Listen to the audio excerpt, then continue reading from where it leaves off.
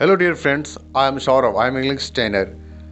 Friends, we must know the importance of English because English is an international language, and in India, it's a competitive language. If we prepare for UPSC examination, any general competition, we must know English. Without English, we cannot crack and face competitive examination.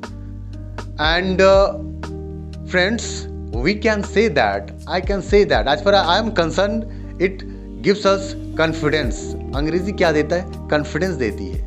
Therefore, we must know the importance of English. And it is a justiciable language. आप court में जाते हैं, आप supreme court जाते हैं, आप high court जाते हैं, बिना अंग्रेजी का आप जस्टिस ले ही नहीं सकते हैं. आपको जस्टिस भी अंग्रेजी में ही मिलेगा. If you know how to read and write and understand English, तो आपको पता चलेगा कि आपको जस्टिस मिला भी कि नहीं मिला, है ना.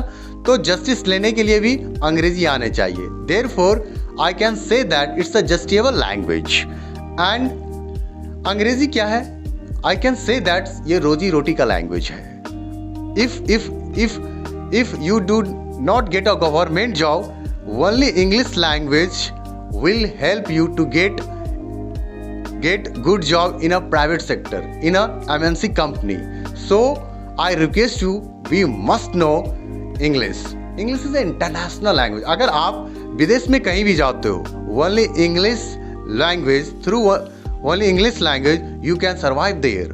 आप इंडिया में भी देख लो, if you go to South state, only English you can survive. Why? Suppose आप बिहार से हो, यूपी से हो, मध्य प्रदेश से हो, आप साउथ में जाकर के वहाँ की सभी रीजनल लैंग्वेज नहीं सीख सकते हो. You can not learn all the regional language. Why? Because many regional language are spoken in south. तो क्या बच जाएगा? एक अंग्रेजी ही है कि अंग्रेजी के द्वारा by English you can survive there, you can talk with the people of south and Indian. So we must know English.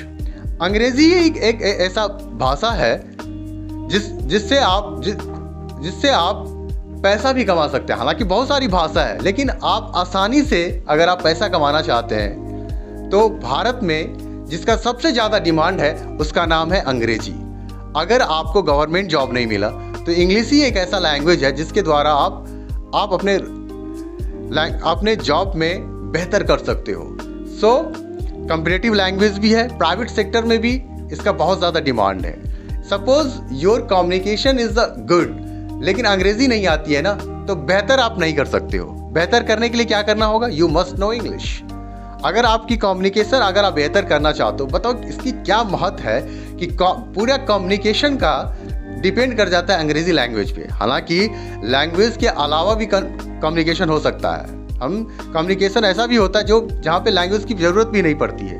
लेकिन आप बताइए कि ओवरऑल कम्युनिकेशन अच्छी करने के लिए इंडिया में अंग्रेजी की ज़रूरत पड़ती है. Therefore we must know English, we must understand English, we must learn English.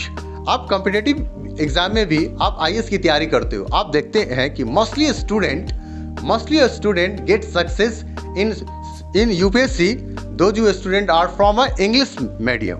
आप SSC भी देख लो, आप SSC CGL एग्जाम निकालने के लिए आपके पास अंग्रेजी की अच्छी नॉलेज होनी चाहिए, और ये कंपलसरी है. SSC और IAS की एग्जाम में अंग्रेजी क्या कंपलसरी है. आपको ये लैंग्वेज नहीं आती है ना, you can not crack SSC even IAS. आप PT में जाके देख लो, PT में इंग्लिश के बिना आप इंग्लिश, हालांकि PT में जो CSAT पेपर होता है इसमें इंग्लिश का अहम रोल होता है, ये मैं कह सकता हूँ. लेकिन एक क्वालिफाइंग पेपर होता है मेंस में, जिसमें आप पास नहीं करोगे तो आपकी मेंस की और जो कॉपी चेक नहीं होगी. तो बताइए इंग्लिश की कितनी महत्व है.